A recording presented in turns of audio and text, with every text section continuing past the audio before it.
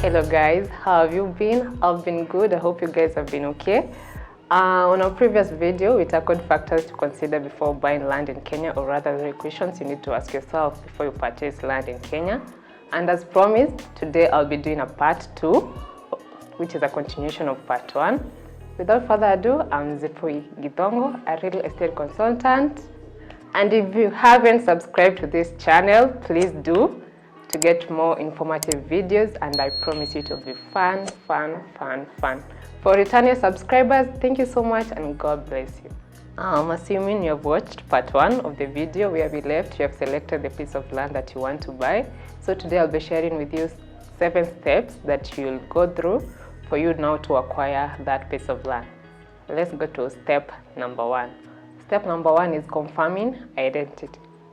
As a buyer, you need to confirm the piece of land you're buying is legit. For example, if you're buying from a company, ZG, the copy of the title of that piece of land should be registered under ZG. The same way, if you're buying from an individual, the name of the person is Brian or whoever, the same name should appear on the title deed, which is the copy of the piece of land you want to purchase.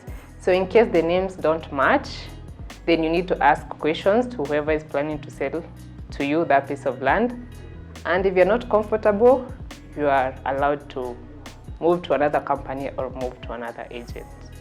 Simply how you can do this, you get a copy of the title deed of the piece of land that you want to purchase, and now a copy of the identity of the company, that is the certificate of incorporation, or a copy of an ID card of the person you are planning to buy from.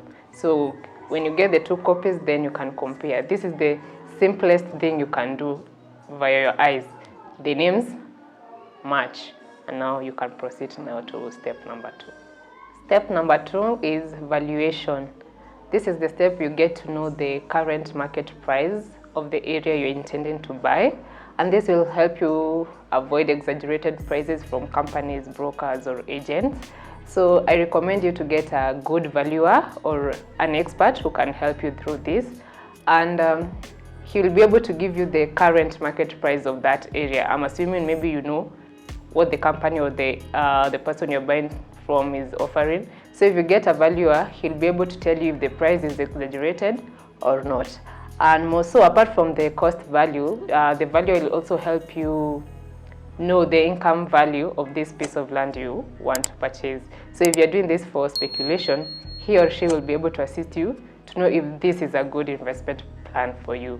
So get a valuer and he'll be able to assist you get the current market price of that particular area. Step number 3, negotiating the price. You already now have the current market price of that particular project or area from your valuer.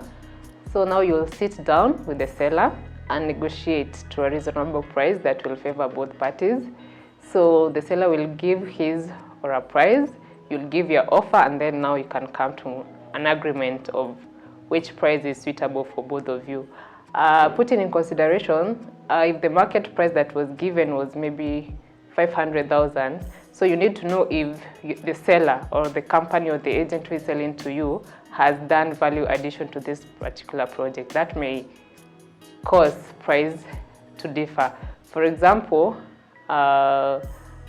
your seller might have added electricity, water, graded roads, fencing. Those are the factors that you also have to consider before you settle for the price, because if you're buying bare land, the market price that was given from the valuer should be the same with the seller. But in case the seller has added value to this particular project, the price might differ. So once you come to a settlement of the price, now we can go to step number 4. Step number 4, due diligence. Here is whereby you take reasonable care, which will help you not invest in a risky project. I highly recommend you to engage a licensed advocate from the Law Society of Kenya. You should ask for his or her license number and confirm if this person is allowed to practice at that particular moment. Once you get that advocate, he'll ask you for a copy of the title deed of that particular project and a copy of the area map and the mutation of that project. This will help him do a search from the land registry and acquire the green card copy. Your advocate will do the search, and after the results are out, they should match the copy of the title deed that you give him or her. For example, I'll use ZG Company. So from the search result, it should show ZG Company owns that piece of land from the result and the title deed. From the result, you also know if the property has any charges. For example, if someone has used that title deed to get a loan from a bank, you will know from the search results.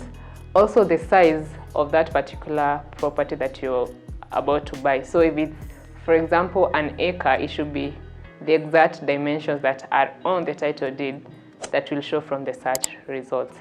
After your advocate gets the search results, he's supposed to get something we call a green card copy. The results of the green card should always match the results of the search. So most Kenyans do a search and they're good to go, but I highly recommend you to get a green card copy. So once your advocate requests for the green card copy from the registry, they should match the search results. So it will tell you when this person bought this piece of land. So it has a history since independence and everyone who has owned that piece of land, because the green card is the one which is used to now produce the title. So the results of the green card and the search should match. If they don't match, something is definitely very, very wrong. So you should walk away and now find another person to go through the process, or another company to sell you another piece of land. Because if the search result says ZG and the green card says something else, definitely the green card copy is always right. Maybe there's something that is missing. At this step, we'll also get to know if this particular property has court cases or any dispute of inheritance. So if the search results and the green card, everything is okay, then now you're good to go. In case there are any cases, you should stop and go back to the seller and ask for answers. But if everything is okay, now you can go to step number 5.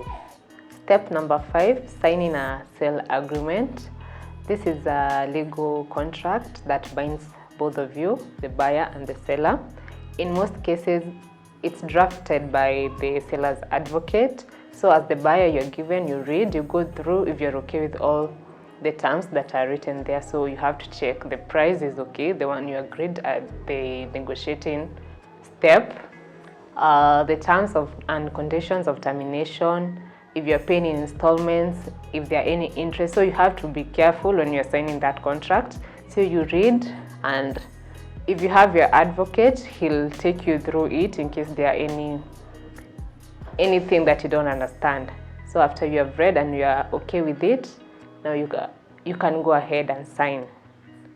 So you will sign, the seller will also sign, and the contract will be witnessed by your advocate and the seller's advocate. After you have both signed the sale agreement, it will be stamped and you'll get a copy, and the seller will be left with a copy. After you have done that, now you can go to step number 6. Step number 6 is payment, which is mostly done after signing the sale agreement, not unless now you're providing the agreement to a bank. So this step varies from individual. There are people who will prefer paying in full amount. There are people who want to pay in installments, especially if you're dealing with a company. So at this step, I don't want to tell you what to do or what not to do, because everyone's income is different. But in most cases, most companies will give you a deposit that you should do first before you continue paying installment. And the legal deposit is always 10% of the initial price of that property. For example, if you are buying a project worth 750,000, it shouldn't be below 75,000. So this differs from individuals. So you do your payment. If you're doing in full, you do make your payment. And I prefer doing bank transfers, especially if you're dealing with a company, because you have records. So you make your payment. If you're doing installment, you do your deposit, and then you'll continue doing your installments according to the sale agreement, whatever you have agreed with the seller. So after that, now you can confidently go to our last step, which is step number 7. Step number 7, title transfer. This is the most important step for you as a buyer. Here is where you get now ownership of now this property that you have already paid for at step number 6.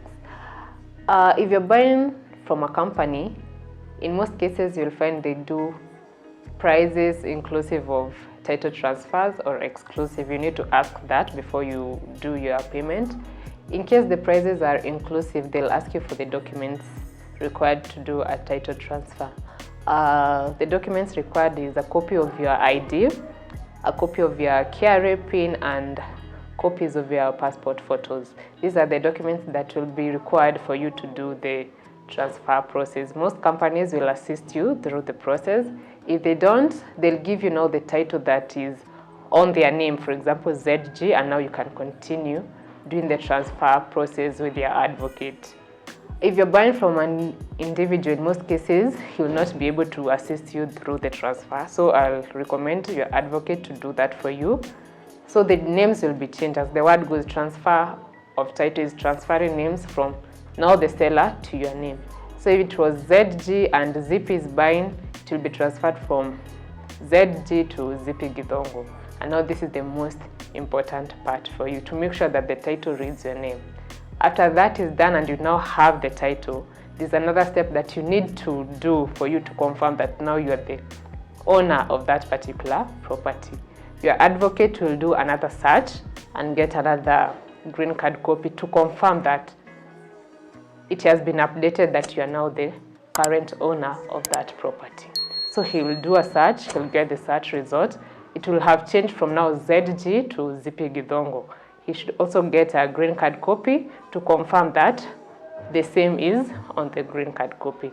If they match, now you're good to go and you can now smile as the new owner of this property.